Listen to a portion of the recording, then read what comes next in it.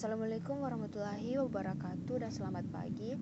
Perkenalkan, nama saya Kamelina Laura Palipadang, NIM 2011-3005. Di sini saya akan menjelaskan tentang pengendalian internal.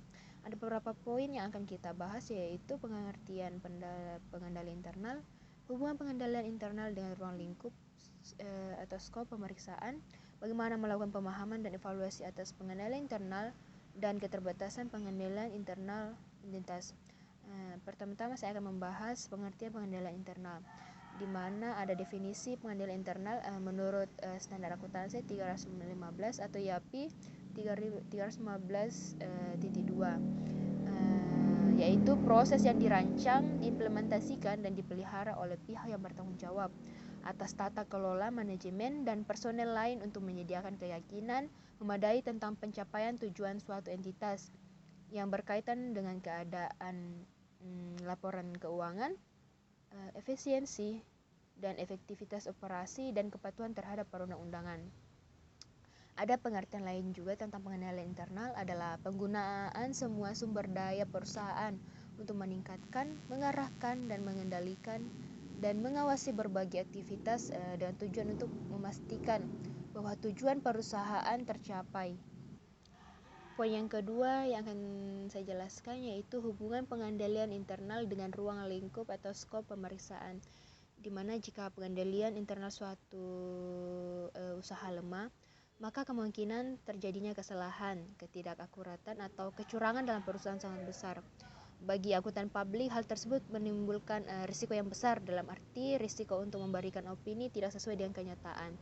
Jika auditor kurang hati-hati dalam melakukan pemeriksaan dan tidak cukup banyak mengumpulkan bukti-bukti yang mendukung pendapat yang diberikannya, maka untuk mencegah kemungkinan tersebut, yaitu jika dari hasil pemahaman dan evaluasi atas pengendalian internal, perusahaan auditor menyimpulkan bahwa pengendalian internal tidak berjalan efektif, maka auditor harus memperluas skop pemeriksaannya pada waktu melakukan substantive test. Sebaliknya, jika auditor menyimpulkan bahwa pengendalian internal berjalan efektif, maka skop pemeriksaan pada waktu melakukan substantive test bisa dipersempit. Poin yang ketiga yaitu bagaimana melakukan pemahaman dan evaluasi atas pengendalian internal. Di sini ada 3 cara yang bisa digunakan akuntan publik, yaitu ICQ atau Internal Control Questionnaires. Yang kedua adalah flowchart atau bagan arus, dan yang ketiga yaitu naratif. Internal Control Questionnaires, yaitu cara ini banyak digunakan oleh kantor akuntan publik atau KAP karena dianggap lebih sederhana dan praktis. Biasanya KAP sudah memiliki satu set Internal Control Questionnaires yang standar yang bisa digunakan untuk memahami dan mengevaluasi pengendalian internal di berbagai jenis perusahaan. Jika pertanyaan-pertanyaan tersebut sudah disusun dengan baik, maka jawaban ya akan menunjukkan ciri internal kontrol yang baik. Kalau jawabannya tidak, akan menunjukkan ciri internal kontrol yang lemah.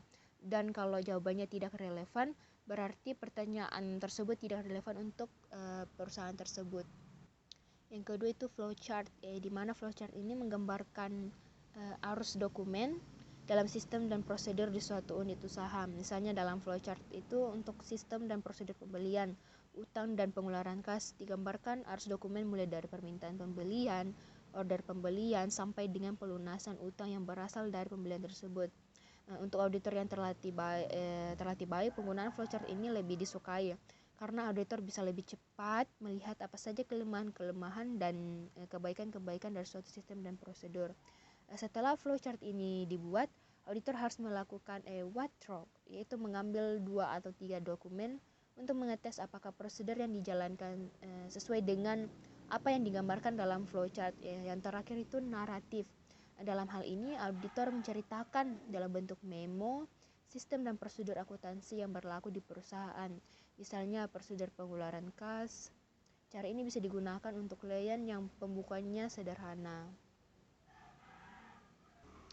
Poin yang terakhir akan kita bahas yaitu keterbatasan pengendalian internal entitas. Di sini ada 3 keterbatasannya. yaitu keterbatasan bawaan atau manusiawi. Yang kedua, adanya kolusi di antara dua orang atau lebih, atau manajemen mengesampingkan pengendalian internal tidak boleh melebihi manfaat. Yang ketiga itu biaya pengendalian internal tidak boleh melebihi manfaat. Itulah tadi penjelasan saya dari 4 poin-poin tentang pengendalian internal. Demikian. Assalamualaikum warahmatullahi wabarakatuh dan selamat pagi.